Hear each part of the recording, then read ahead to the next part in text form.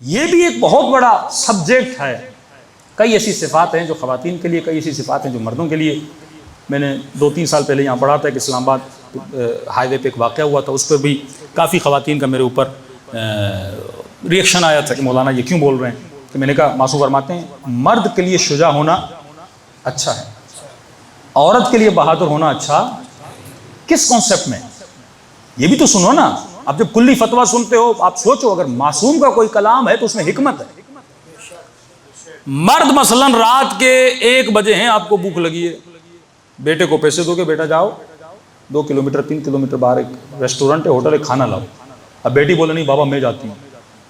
اب باپ بولے ہاں یہ بھی میری بہادر بیٹی ہے، بیٹی تو چلی جائے. بیوقوف انسان ہوا نا. یہاں بہادری نہیں ہے. اللہ نے ہر کسی کا جسم اپنے حساب سے بنایا، ہر کسی کی ڈیمانڈ اپنے حساب سے. روڈ پہ پتھر پھینکو گے کوئی اٹھانے والا نہیں ہوگا. مرد جب رات کو نکلے پتھر کی مانند ہے، لیکن رات کو روڈ پہ ہیرا بھیجو گے، ہاں سونا بھیجو گے، اس کے چور بہت زیادہ ہے. عورت سمجھے کہ اللہ نے تیرے وجود میں کشش رکھی ہے، اللہ نے تمہارے وجود کی ڈیمانڈ بہت ہے، اور معاشرے میں حیوان صفت لوگ بہت ہیں.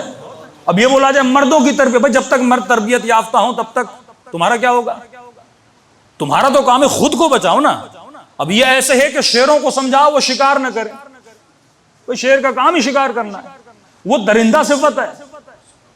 مرد کے اندر ایک صفت ہے جھانکا جھانکی، عورت کے اندر ایک صفت ہے دکھانا، تبرج کرنا. یہ اس کی نیچر میں. بچی 8 سال کی ہوتی ہے نا، وہ فوراً خود کو بنانا، سنوارنا، سنگھارنا شروع کر دیتی ہے. وہ لڑکے کرتے ہیں ایسا، آج کل کے سنا کرتے ہیں، ورنہ یہ بائی نیچر مرد میں یہ چیز نہیں ہے. ہاں بائی نیچر نہیں ہے. لیکن عورتیں 8 سال، بچی آپ دیکھیں 8 سال کی ہوتی ہیں، وہ میک اپ کی طرف اٹریکٹ ہوتی ہیں، سنگھار کی طرف. اب اسے حد و حدود سکھانی ہے. میری بیٹی، اللہ نے تمہارے وجود میں اٹریکشن رکھا ہے، یہ وجود ہر کسی کے لیے نہیں ہے. اللہ نے محرم نامحرم کی حدود رکھی. تمہارا جتنا حسن ہے وہ شوہر کے لیے ہے، وہ غیر کے لیے نہیں ہے. تیرا خریدار ایک ہے، وہ تیرا شوہر ہے. ہر مرد تیرا خریدار نہیں ہے. تو نیلام ہونے والی چیز نہیں ہے، تو امانت الہی ہے. ہاں عورت جتنا جلدی خدا تک پہنچ رہی، مرد نہیں پہنچ پاتا، کیونکہ عورت میں ایموشنز اور عواطف مرد سے زیادہ ہیں.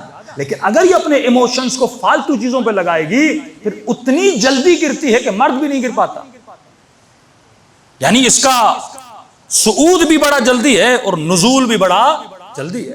دوسرا، معاشرے میں اتنی ذمہ داری مرد کی نہیں جتنی عورت کی ہے. عورت معاشرہ بناتی بھی ہے، عورت معاشرہ بگاڑتی بھی ہے. کیونکہ مرد مربی نہیں ہے، عورت مربی ہے. مرد کی ڈیوٹی تربیت دینا نہیں ہے، عورت کے اندر اللہ نے جذبہ رکھا ہے، اس کے اندر صبر ہے، اس کے اندر استقامت ہے، یہ تربیت دینے کی صلاحیت رکھتی ہے. مثلا آپ کے گھر میں بھی بچے ہوں گے، باپ سے بیٹا پوچھ لے، چھوٹا بیٹا، کہ بابا یہ کیا ہے؟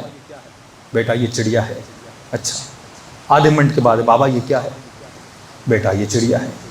پھر آ جائے بابا یہ کیا ہے، تیسری بار جواب نہیں دے گا، اسے بتائے گا کہ یہ کیا ہے.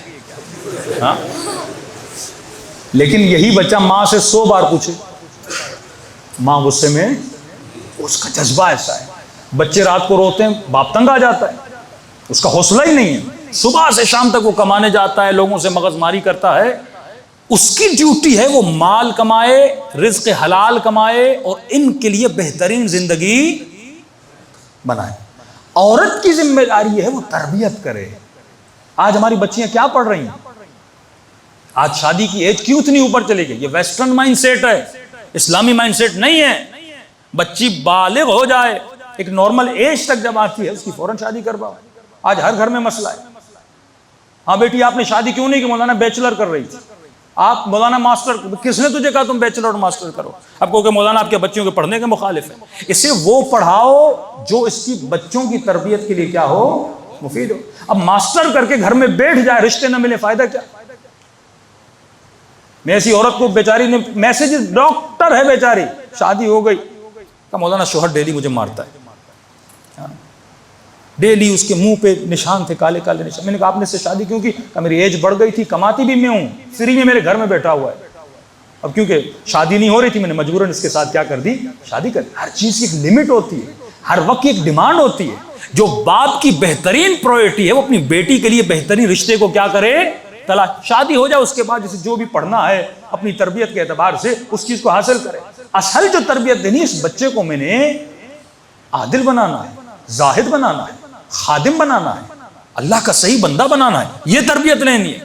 لیکن اگر بے تربیت بیچلر بھی لے لے، ماسٹر بھی لے لے، اور اس کے بعد اس کے پاس رشتہ آئے اور وہ لڑکا کہے کہ میں انٹر پاس ہوں، میں تو بیچلر ہوں، پھر کہ نہیں میں تو ماسٹر ہوں، تو اسی چکر میں لگ جائے اور رشتے سارے نکل جائیں.